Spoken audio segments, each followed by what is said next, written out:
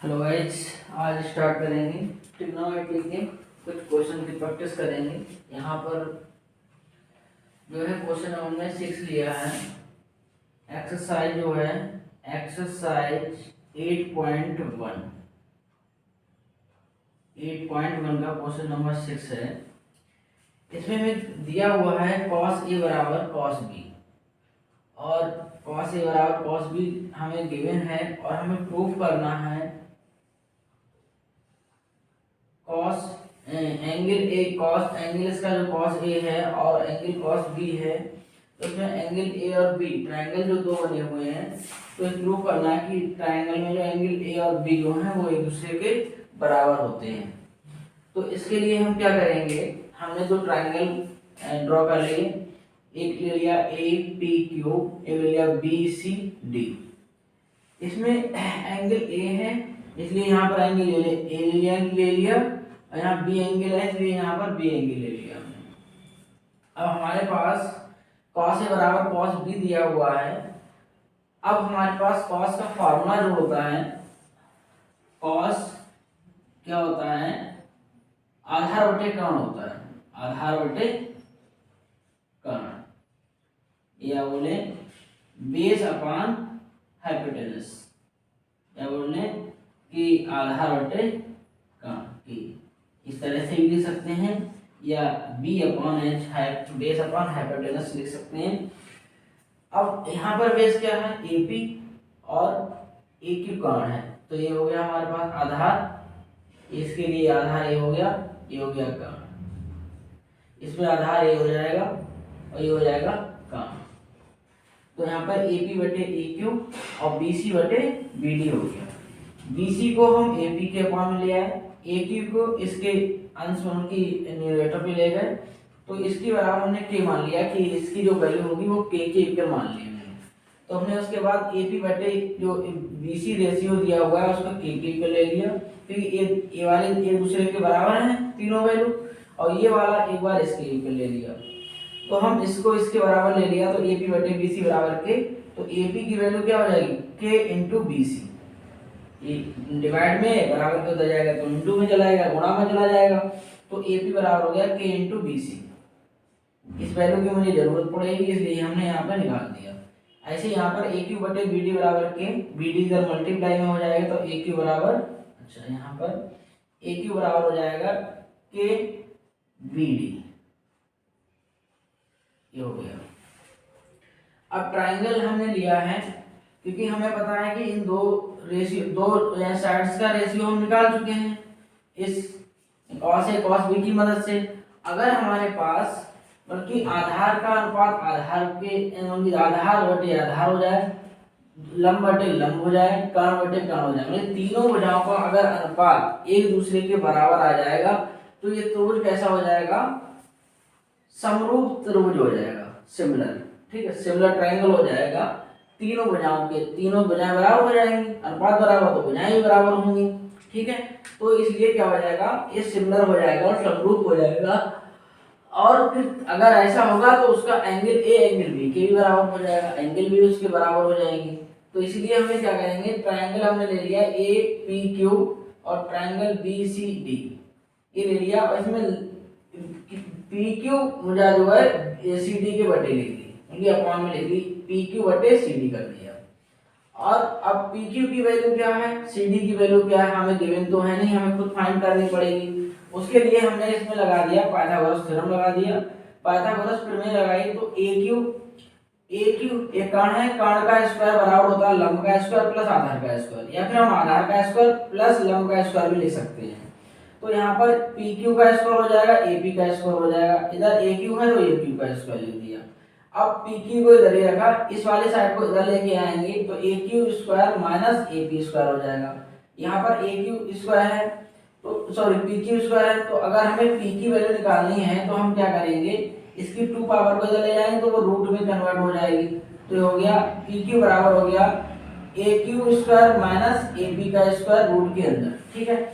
ऐसी तरह से हम इसका सी डी का स्क्वायर निकालेंगे तो बी डी का स्क्वायर माइनस बीसी का स्क्वायर हो जाएगा, और बीडी की वैल्यू तो सीडी की वैल्यू निकालेंगे तो रूट के अंदर हो जाएगी BD square minus D C square. ये दोनों वैल्यू यहाँ लगा दी, यहाँ लगाने के बाद पी की वैल्यू लगा दी, पी क्यू की वैल्यू सी डी की वैल्यू लगा दी। ए क्यू की वैल्यू ये वाली है तो इसका स्क्वायर हो गया, और ए पी की वैल्यू है हमारे पास के बी सी, तो के बी सी के स्क्वायर बी सी स्क्वायर, और इसकी वैल्यू आई ए क्यू की वैल्यू है बी डी स्क्वायर, सॉरी के स्क्वायर बी डी स्क्वायर हो जाएगी। के स्क्वायर दोनों के पास है, कॉमन ले लिया, कॉमन लेने के बाद के कॉमन लेने के बाद एक के बाहर आ जाएगा, क्यों आ जाएगा क्योंकि के स्क्वायर है, तो के इनटू रूट के अंदर B D square minus B C square हो जाएगा, ये दोनों कैंसिल आउट हो गए। ठीक, अब बचा क्या पी क्यू बराबर पी क्यू बटे सी डी बराबर क्या आ गया। अब देखो बेटा यहाँ पर भी के और यहाँ पर भी के, चाहे ऐसे मान लो कि इस के की वैल्यू यहाँ से देकर ये लगा दी, ठीक है, तो तीनों अनुपात हो गए, दोनों ट्रायंगल में क्या हुआ, तीनों के अनुपात बराबर आ गए। अब बराबर हो जाएंगे तो इस त्रिभुज जो है ए पी क्यू समरूप हो जाएगा बी सी डी के, समरूप हो गया। अगर समरूप हो गया बाई ट्रिपल एस, क्योंकि तीनों साइडें एक दूसरे के कैसे होगी, इक्वल हो गई, इनका अनुपात बराबर आ गया। समरूप की कंडीशन होती है कि अगर तीनों भुजाओं का जो अनुपात है वो अगर कैसा हो जाए, अनुपात बराबर हो, तब वो क्या होगा कि समरूप त्रिभुज हो जाएगा। तो इसी प्रकार से एंगल ए जो है, एंगल ए एंगल बी के इक्वल हो जाएगा, यही हमें इसमें प्रूव करना था। इसके बाद हम अगला क्वेश्चन लेंगे। नेक्स्ट क्वेश्चन है हमारे पास tan a बराबर गिवन है हमारे पास tan a equal to 1/√3 equal to, ये होता है लंब बटे आधार होता है, कि परपेंडिकुलर अपॉन बेस, तो लंब हो गया 1 और आधार हो गया √3। पाइथागोरस प्रमेय से हम कर्ण निकालेंगे AC, तो AC स्क्वायर बराबर हो जाएगा आधार का स्क्वायर AB का स्क्वायर प्लस BC का स्क्वायर, तो हो जाएगा √3 का होल स्क्वायर प्लस 1 का स्क्वायर, ये हो गया 3 प्लस 1 कितना हो गया 4 AC का स्क्वायर, तो AC बराबर हो जाएगा रूट के अंदर 4, तो आ गया 2, AC इक्वल टू कितना हो गया 2 आ गया, यहाँ 2 लिख लो। अब हमें पहली वैल्यू पॉइंट करनी है, पहले भी निकालेंगे, पहला पॉइंट इधर लिख लेते हैं, हमें तो फाइंड करना है कॉस नहीं साइन ए कॉस सी और plus cos A into sine सी, ये वैल्यू फाइंड करनी है। एक बार क्वेश्चन चेक कर लें, sine A cos B plus,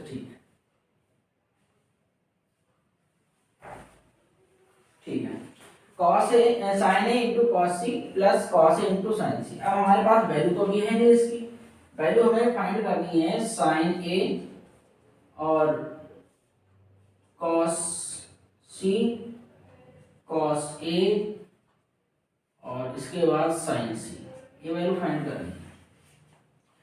अब एंगल हमारे पास जब ए है तो इसके सामने वाली भुजा हमारी लंब होगी, ये हो जाएगा लंब, ये हो जाएगा आधार, ठीक है। तो ये होता है, ये क्या होता है साइन, ये होता है लंब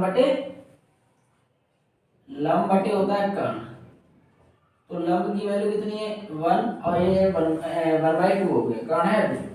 ऐसे ही ये वाला देख लो, कॉस ए निकालेंगे तो यहाँ पर हो जाएगा कॉस ए की वैल्यू हो जाएगी आधार बटे कर्ण, तो आधार है √3/2, मैं यहाँ लिख दे रहा हूँ आधार बटे कर्ण, ये हो गया √3/2, इसको इधर लिख देंगे। साइन सी लंब बटे कर्ण। अब बेटा लंब और कर्ण हमारे चेंज हो जाएंगे, क्यों अभी बताते हैं, देखो ये एंगल लेना है मुझे, तो इसके ठीक सामने वाले वजह लंब हो जाएगी, ये लंब हो जाएगा, ये आधार हो जाएगा, चेंज हो गया, तो इसमें आ जाएगा लंब कितना √3/2। कॉस सी निकालेंगे, जो एंगल हम लेते हैं उसके ठीक सामने वाली भुजा जो होती है लंब होती है हमारी, ठीक, एंगल के ठीक सामने वाली भुजा, तो कॉस सी बराबर हो जाएगा आधार बटे कर्ण, तो आधार हमारे पास का 1 और 2 है इसका कर्ण, तो 1/2 हो गया। इसमें वैल्यू पुट कर दें तो कॉस साइन ए की वैल्यू 1/2 है, कॉस सी की वैल्यू 1/2 है, प्लस √3/2 है और ये √3/2 है, ये हो गया 1/4 मल्टीप्लाई करेंगे, ये हो जाएगा 3/4 √3 की मल्टीप्लाई करेंगे क्या हो गया 3। कैसे √3 मल्टीप्लाई √3 करें तो इनकी इसके ऊपर पावर कितनी है 1/2 इंटू 1/2, तो ये पावर हो गई, पावर ऐड हो जाएंगी तो पावर ऐड करेंगे तो 1 पावर इसलिए 3 आ गई। इस तरह से ही आएगा। तो ये आ गया, इनका हर एक जैसा एक बार लिख लो और ऊपर की वैल्यू ऐड कर लो। तो ये आ गया 4/4, 4 से काट दिया तो आ गया 1। इसका आंसर हो गया 1। इसका आंसर हो गया 1।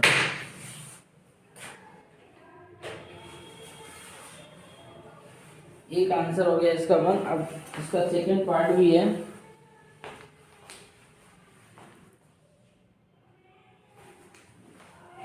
ये आंसर 1 हो गया इसका। सेकंड पार्ट में क्या है कि यहाँ पर प्लस की जगह पर माइनस, बाकी सब सेम रहेगा, यहाँ पर हो जाएगा सेकंड पार्ट में यहाँ माइनस कर दें।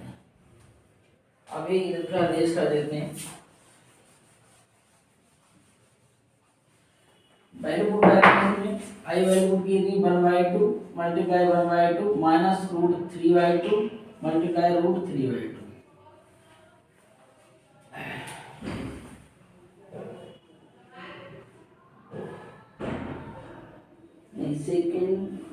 सेकंड पार्ट थोड़ा चेंज है, ये नहीं है, सेकंड पार्ट चेंज है।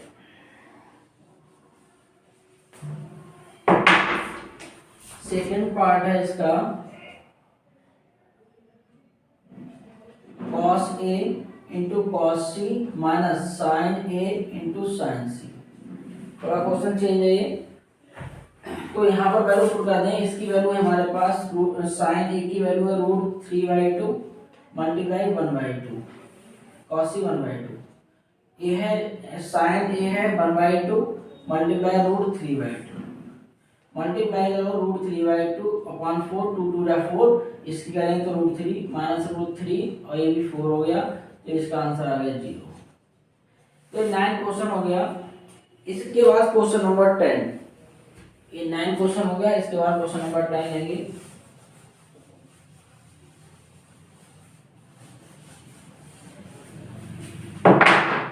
क्वेश्चन नंबर 10 में हमें गिवन जो है दिया है, जो दिया है वो है हमारे पास PR plus QR equal to 25 centimetre और PQ गिवन है हमारे लिए 5 centimetre. Determine the value of sin P, cos P and tan P। Right angle है PQR, तो PQR ट्रायंगल है हमारे पास, बना लेंगे। राइट एंगल है मींस समकोण है, तो P हो गया PQR।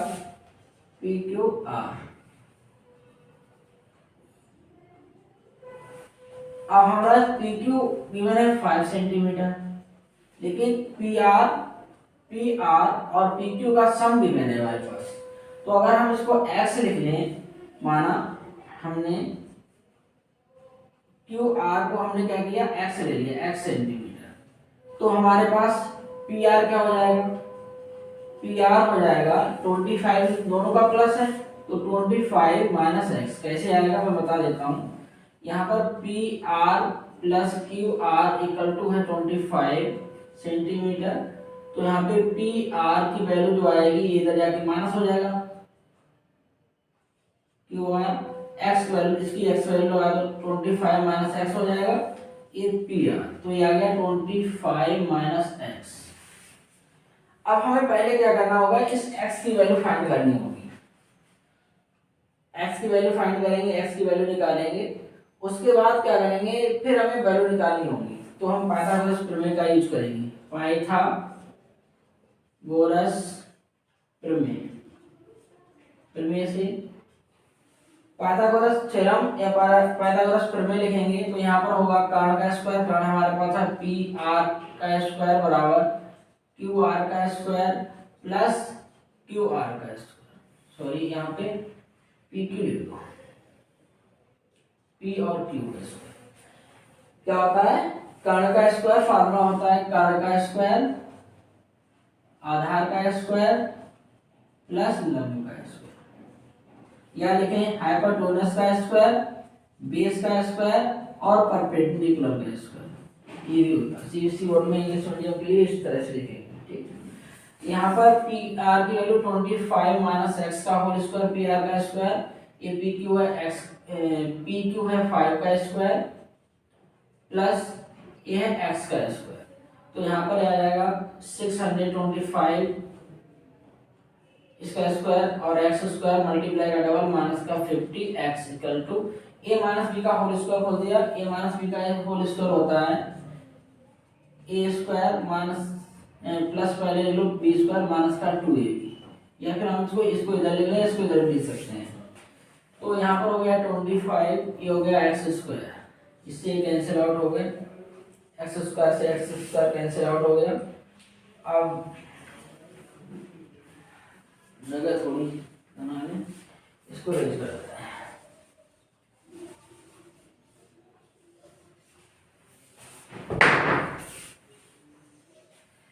तो ये इसको इधर ले जाए, इसको इधर ले जाए, तो 625 माइनस 25 हो जाएगा, ये इधर आ गया प्लस का तो माइनस का हो जाएगा, माइनस का है तो दूसरी तरफ जाएगा तो ये हो जाएगा 50x प्लस का, तो ये हो गया 600 बराबर 50x।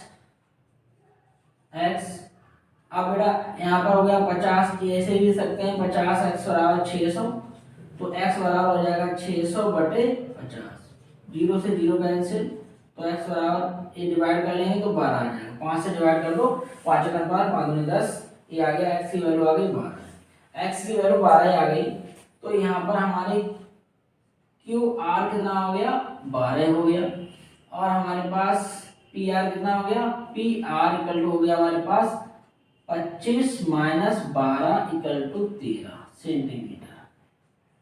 ठीक, किस तरह से डिस्टेंस आ गया। अब हमें जो फाइंड आउट करना है इसके लिए ये हटा देते हैं, इसकी कोई जरूरत नहीं।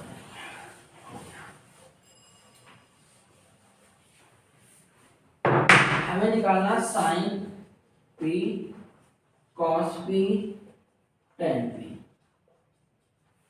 अब एक 25 आ गया, नहीं ये 12 आ गया और ये आ गया 30, ये 5 गिवन है।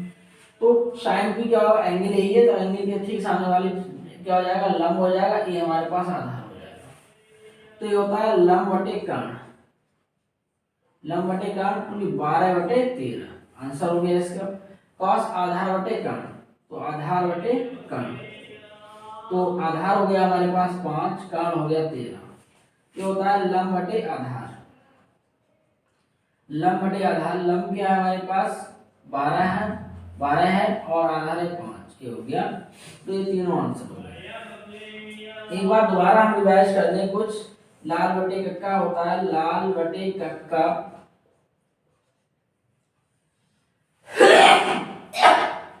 सॉरी, तो यहाँ पे एल बटे के का मीन्स क्या हो गया, लंब बटे कर्ण, तो इसको लिखेंगे साइन होता है। और ये आधार बटे क्या है, कर्ण, ये होता है कॉस, और लंब बटे क्या होता है टेन। इसी तरह से हमारे पास होता है कक्का बटे, अगर इसका उल्टा कर दें अपोजिट, इसी को कक्का बटे लंब, कक्का बटे लंब,